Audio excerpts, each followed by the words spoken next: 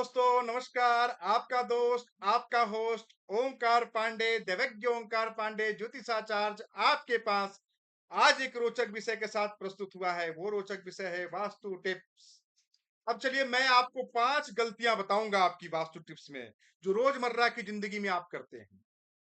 उन गलतियों को सुधार कर आप अपने जिंदगी में सुख, समृद्धि, धन सब कुछ पा सकते हैं। आज मैं इस सेगमेंट में ये बताने की कोशिश करूंगा आपको, और इससे आपको क्या लाभ होगा, कैसे आप अपने जिंदगी में उन्नति प्राप्त करेंगे, ये सारी चीजें मैं आपको इस सेगमेंट में बताने की कोशिश करूंगा। तो आज मैंने 100 सब्सक्राइबर्स पूरे किए हैं। आप लोगों का प्यार, आप लोगों के दुलार, आप लोगों के सहयोग से तो आप हमें 1 मिलियन सब्सक्राइबर वाले बना सकते हैं। वो आपकी इच्छा है। आप अपना ऐसे ही प्यार दुलार हम पे लुटाते रहें, हमारे नए नए सेगमेंट्स को देखते रहें। तो इसके लिए करना क्या पड़ेगा, हमारे चैनल को लाइक करें, शेयर करें, सब्सक्राइब करें, बेल आइकन नोटिफिकेशन बटन को दबाएं और ऑल ऑप्शन को क्लिक करें, जिससे मैं नए नए जो वीडियोस लेकर आता हूं वो आप देख सके और उससे बहुत सारा लाभ प्राप्त कर सके। तो चलिए विषय पर आते हैं। विषय है आज वास्तु के 5 घर में धन हानि का कारण बनती हैं ये 5 गलतियां। कहीं आप तो नहीं कर रहे ये काम, इस पे ध्यान देने की आवश्यकता है। व्यक्ति को छोटी छोटी आदतें और अनजाने में कई की गई गलतियां सीधा असर घर की आर्थिक स्थिति पर डाल सकती है।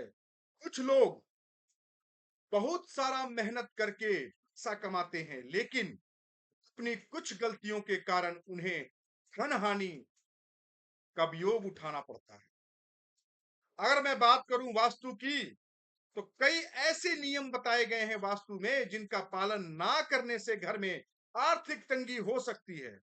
घर आप इन अगर आप इन छोटी छोटी बातों पर ध्यान नहीं देते हैं, तो यह ना सिर्फ परिवार की खुशहाली बल्कि सभी सदस्यों के लिए धन हानि का कारण बन सकती है। आइए जानते हैं वो कौन सी गलतियां हैं जिनकी वजह से घर में पैसों की तंगी होनी शुरू हो जाती है। पहली गलती, भोजन को जूठा करना। ये सबसे बड़ी गलती है।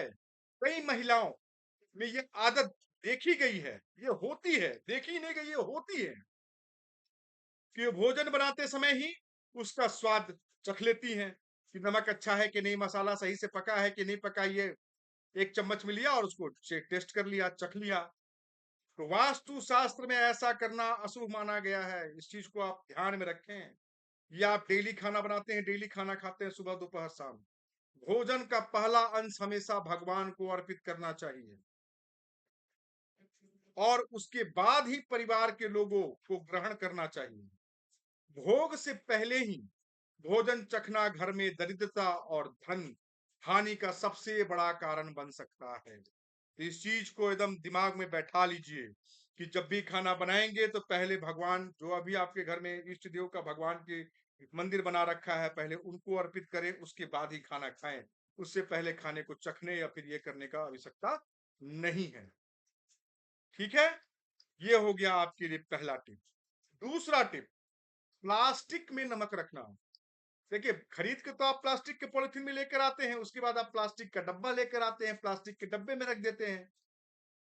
तो ये भी एक नकारात्मक ऊर्जा को बढ़ावा देती है। नमक को घर में सकारात्मक और लक्ष्मी का प्रतीक भी माना जाता है, और अगर आप इसे प्लास्टिक के डिब्बे में रखते हैं तो यह नकारात्मक ऊर्जा को आकर्षित करता है। इससे घर में पैसों की कमी आने लगती है। ऐसे में नमक को हमेशा कांच की शीशी में रखना चाहिए।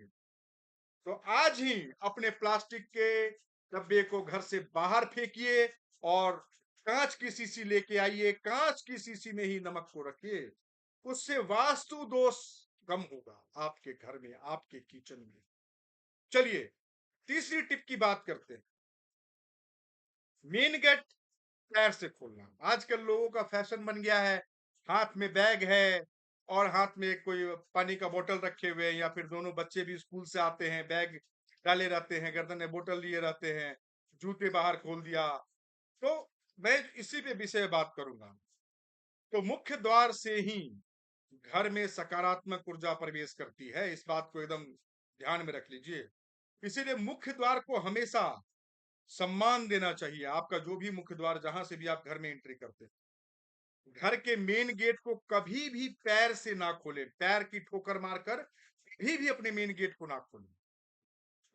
आपको लगता है कि ठीक है, ऑफिस से हमारी पति आने वाले हैं, या आप खुद से ऑफिस से आने वाले हैं, पत्नी भी वर्किंग है, तो आप खोल दरवाजा में चाबी लगाए खोले, या फिर पत्नी घर में है तो पत्नी को पता है कि हमारा पति आने वाला है, भाई दरवाजा पहले से खुला छोड़ दे, पति आ जाएगा, उसमें कोई दिक्कत नहीं है। लेकिन ऐसा ना करें कि दरवाजा खोल के भिड़का दिया है, पति आया, लात मारा, दरवाजा खोल दिया।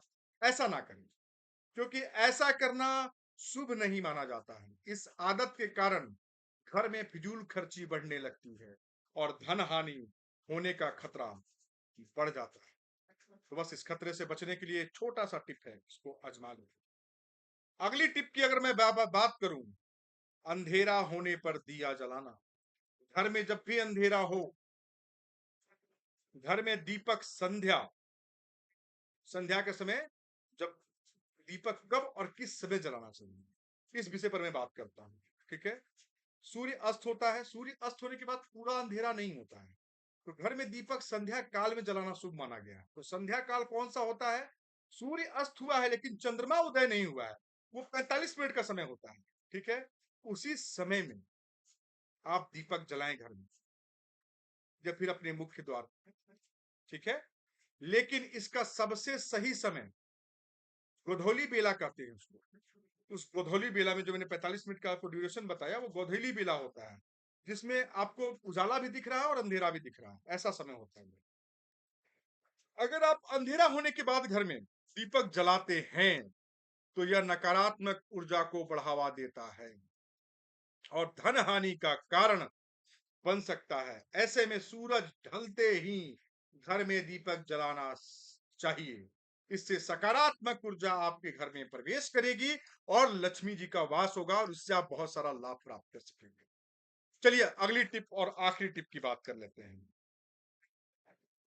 हर किसी के घर में आज के डेट में, वो भी सनातन धर्म से रिलेट करते हैं, हर किसी के घर में तुलसी का पौधा जरूर होता है। ये मान्यताओं में है कि हमारे घर में तुलसी का पौधा होगा, उससे हमें पॉजिटिव एनर्जी मिलेगी, निगेटिविटी खत्म होगी। लेकिन दक्षिण दिशा में तुलसी का पौधा रखना, हिंदू धर्म में तुलसी का पौधा पवित्र और पूजनीय माना जाता है। इसी वजह से इसे हमेशा सही दिशा में रखना चाहिए। तुलसी के पौधे को कभी भी दक्षिण दिशा में नहीं रखना चाहिए।